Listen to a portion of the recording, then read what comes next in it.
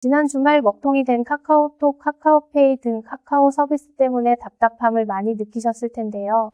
카카오가 사용 중인 판교 SK CNC 데이터 센터에 화재가 발생하면서 이번 먹통 사태가 발생했는데, 화재가 진압되었음에도 복구 작업이 장애 발생 후 3일째까지 완료되지 않으면서 국민 메신저 카카오톡의 위상은 땅으로 추락했습니다.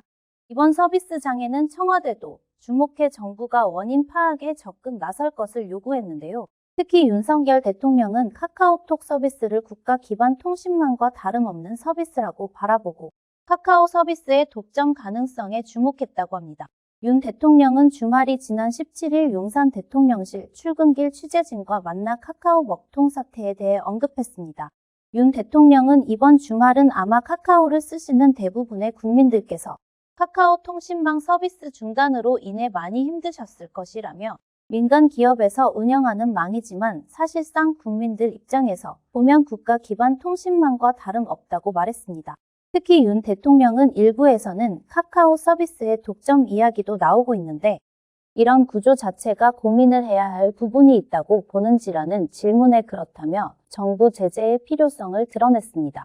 그는 만약 독점이나 심한 과정 상태에서 시장이 왜곡되거나 더구나 이것이 국가의 어떤 기반 인프라와 같은 정도를 이루고 있을 때 국민들의 이익을 위해 당연히 제도적으로 국가가 필요한 대응을 해야 한다고 생각한다고 강조했습니다. 이처럼 사상 초유의 서비스 장애와 정부 차원의 제재 가능성이 제기되었는데, 주말이 지난 월요일 카카오의 주가는 어땠나요?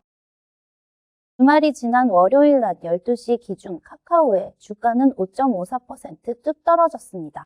같은 시각 같은 포털 업계 기업인 네이버의 주가가 보합 상태인 것과 상반된 양상입니다.